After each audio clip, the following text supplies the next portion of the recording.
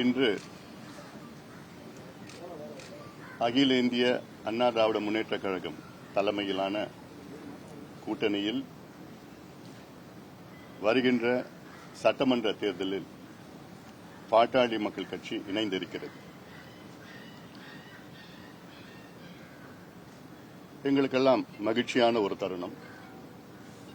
எங்கள் தொண்டர்கள் எல்லாம் அவர்களுக்கு எதிர்பார்த்த கூட்டணியில் நாங்கள் சேர்ந்திருக்கின்றோம். வலுவான கூட்டணி.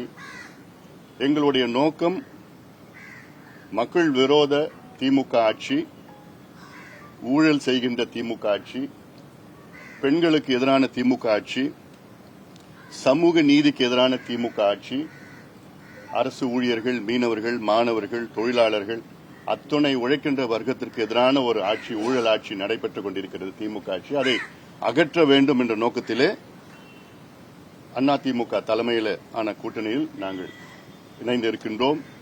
மிகப்பெரிய வெற்றியை நாங்கள் பார்க்க இருக்கின்றோம்.